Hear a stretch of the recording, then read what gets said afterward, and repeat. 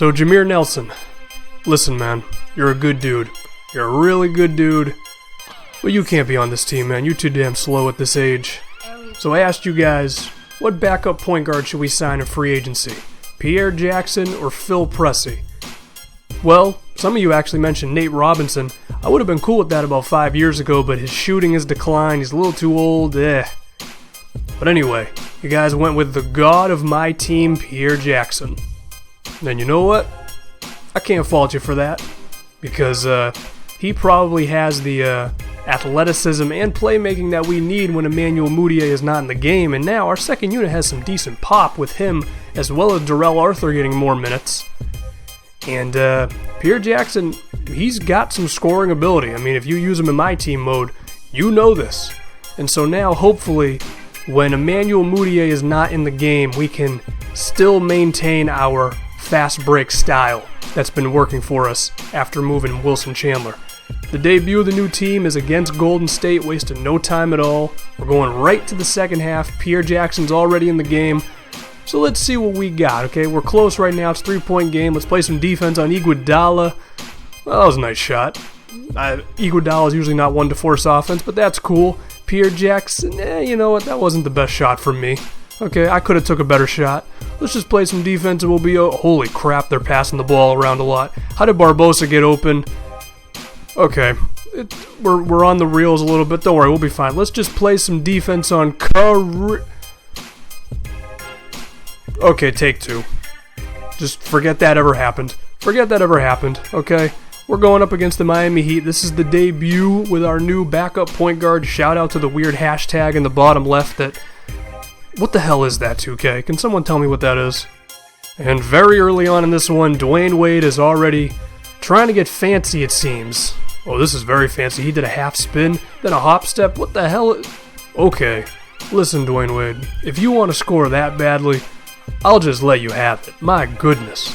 But y'all forgot to defend the perm of Yusuf Nurkic.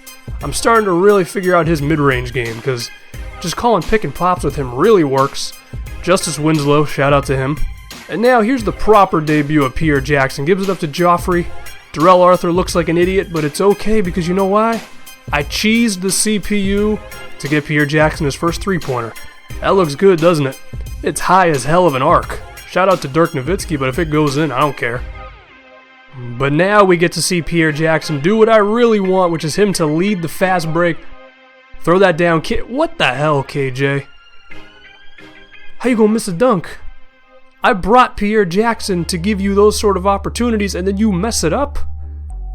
Oh, KJ, that's not good, my friend. And I cheesed the CPU earlier, so they had to cheese me again with like 12 turnovers in 3 seconds.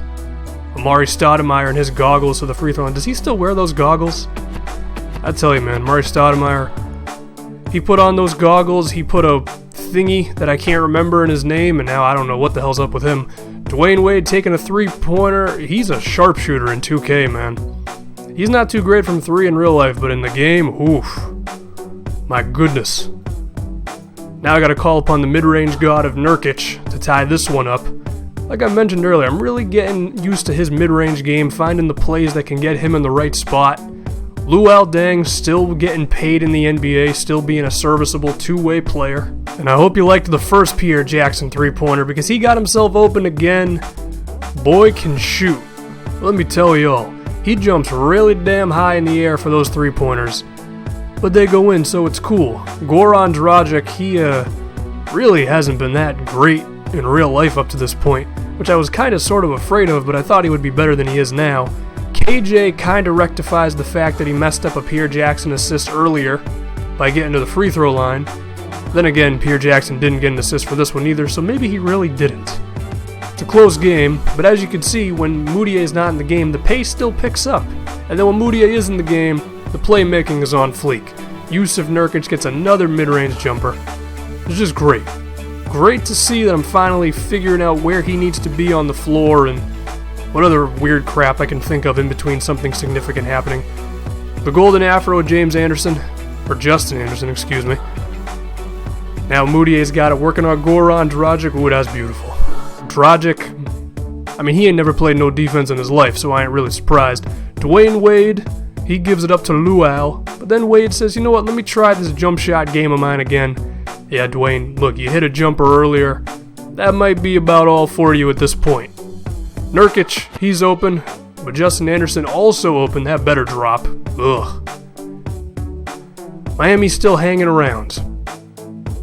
Well, that's until they forget how to dribble the ball, and then they let us do the one thing that you cannot let us do, which is get Emmanuel Mudiay in the open floor. So the first game with our new backup point guard, well, it was against the Golden State Warriors, so I think you can excuse me if the performance wasn't too good. This one, we look pretty solid going up against a decent Eastern Conference team at home, coming out with a tough win. But now, we're going to have a little bit of a conversation. I mean, first off, let's take notice that, Yusuf Nurkic balled his hair out, and our new backup point guard, Pierre Jackson, pretty decent. Gallinari even had a bad game and we still won. That doesn't happen too often. But now, it's time for some trade talk. We've already gotten rid of Wilson Chandler, and the only real other vet that chance he was gone was Kenneth Faried. And we've been trying. I mean, he's been in the gym working on those mid-range jumpers, trying to give us the ability to stretch the floor a little bit more at the power forward position, and well, it hasn't been too good. The Markieff Morris trade was brought up earlier. He still isn't really playing that well for Phoenix, and they're about 2 or 3 games under 500 last time I checked, so we could give Kenneth Faried some more time. We really could, or perhaps it's time to finally realize that he's just not the power forward for this team. I don't know, he's 25, he still has some time left. Maybe Markieff Morris is the right move right now. Let's see, we don't know. It's a conversation to be had.